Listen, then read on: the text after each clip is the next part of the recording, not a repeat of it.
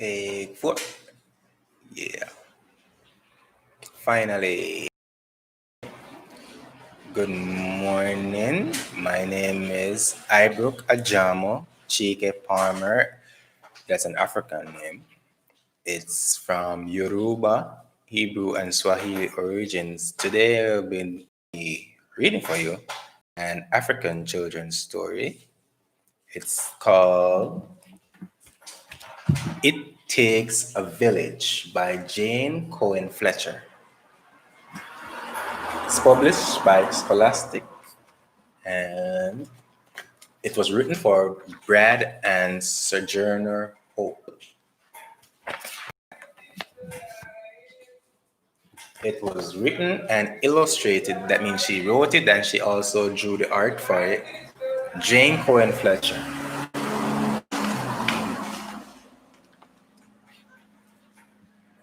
The sun was just beginning to climb into the sky, but the villagers had been up for hours. It was market day. Yummy, Mommy said, you must take care of your little brother today while we're at the market. I'll be too busy selling our mangoes. Come, Keiko, Yummy said. I'll watch you today all by myself. All by yourself, Mommy asked, smiled at what Yummy said. Mama knew better. Mama picked up their mangoes. Yummy picked up Keiko. She felt very grown up as she walked out of the family compound beside Mama. They joined the stream of people walking into the village. People came from all around to sell their goods and buy whatever they needed. Market day was also time for visiting. The greetings started the moment they stepped on the path to town. Hello, how are you? How is your family? Yummy helped Mama set out their mangoes. One of the other fruit vendors said, Yummy is a big girl now. She's a lot of help to you. Yes, said Mama. She's going to watch Keiko for me today, all by myself. Yummy added. All by yourself? Yes, Gay, the woman marveled. They smiled and nodded, but they knew better too. When the mangoes were all in neat piles, Yummy asked if she and Keiko could take a look around the market. Yummy had not walked very far when Keiko became restless. He must be hungry, she said. So she set him down just for 1 minute so they could buy some pizza. And Keiko wandered off. That's a rude baby. Chop! Yummy cried as she turned around and discovered that Keiko was gone.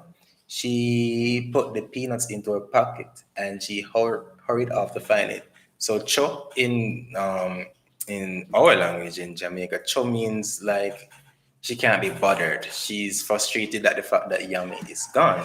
She doesn't like that, so she said cho. Where could he have gone? She said. Yummy searched for him. She began to worry. Keiko must be hungry. But Keiko was not hungry.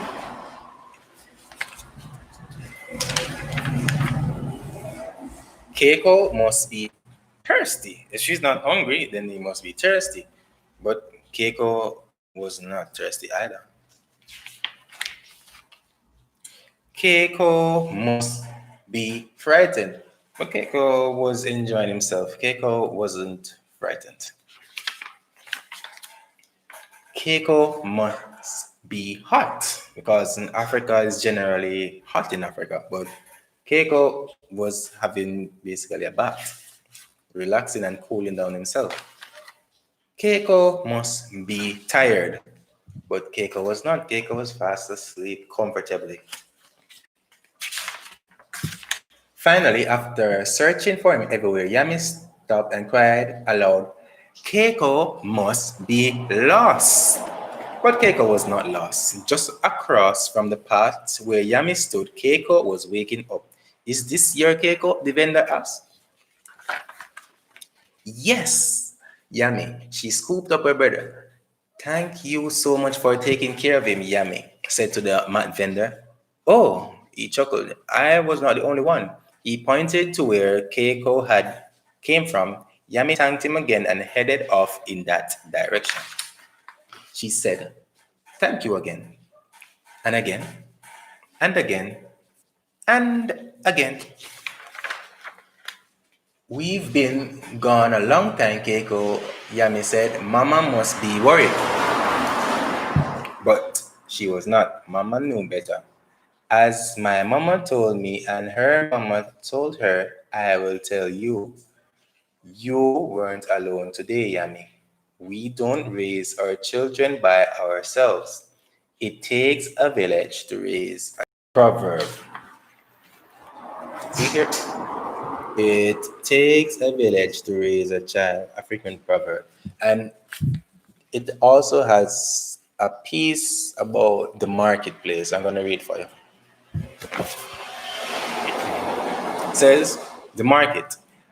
Africa has its share of supermarkets and shopping centers, but in rural villages of Benin and many other African countries, the traditional open air market is the only place that serves the community, as it has for hundreds of years. The villagers are buyers and sellers.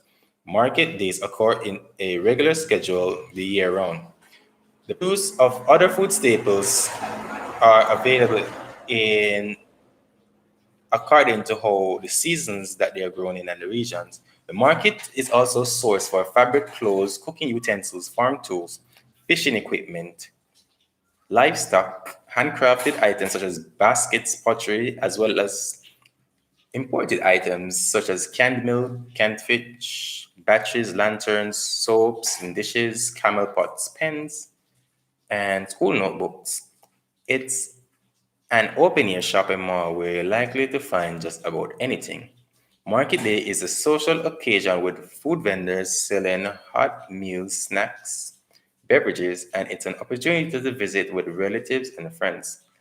All of the items depicted in this book, such as pottery, fabrics, baskets, decorated calabashes, and so on, though not representative of a specific region, are typically found throughout Benin. And Benin is a country in West Africa. So we can assume the author is from Benin. And that's the end of today's story. It takes a village.